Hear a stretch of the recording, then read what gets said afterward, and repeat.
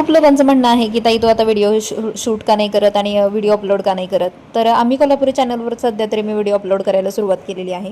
खूप आशेने ते चॅनल सुरू केलं होतं. एवढे चॅनल माझे मॉनिटाईज झाले नाही आणि ते एक मॉनिटाईज झालं. खूप अपेक्षा होत्या त्या चॅनलकडून, पण झालं असं की यांना ते चॅनल दिलं आणि मग त्याचे व्ह्यूज डाऊन झाले आणि परत काय त्याचे व्ह्यूज वाढत नाही, त्याचं पेमेंटही होत नाही आहे.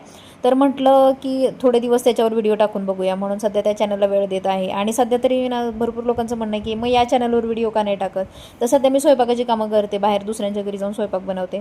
कारण तुम्हाला तर माहिती आहे मी जॉब जॉईन केला होता काही दिवस, पण अंशचा प्रॉब्लेम व्हायला लागला. अंशला सांभाळायला मी एक ठेवली होती मावशी, पण त्या मावशीही मध्येच सोडून गेल्या आणि त्या असंही त्याला सांभाळायला तयार होत नव्हत्या. तर असू शकतं की पेमेंट कमी असल्यामुळं कदाचित. तर आता त्यांचीही चूक नाही त्याच्यात काही. मग म्हटलं चला आपण स्वयंपाकाची कामं थोडा वेळ करायची आणि शाळेत जातो तोपर्यंत, तो यायच्या आधी आपण कामं करून परत यायचं, असं करून बघूया. पण मला आता हे जमत आहे म्हणून. तर आता या देखील चॅनलवरती मी व्हिडिओ असेच अपलोड करत राहणार आहे. तर तुमच्या सपोर्टची सध्या तरी मला फार गरज आहे. इथून मग जसा सपोर्ट केला तसंच या चॅनलला आता इथून पुढेही सपोर्ट करा. आणि हो, व्हिडिओ आवडत असेल तर प्लीज चॅनलला सबस्क्राईब करा. आणि हो, प्लीज कमेंट करा. म्हणजे जोपर्यंत कमेंट नाही करून सांगणार नाही हे चुकतंय, त्याशिवाय मला समजणार नाही की मला माझ्या व्हिडिओमध्ये काय सुधार करायची गरज आहे. तर हे स्वयंपाकाचं हे ना सगळ्यात शेवटचं घर आहे. मी इथे येऊन स्वयंपाक बनवते आणि नंतर मी घरी जाते, परत काही येत नाही मी.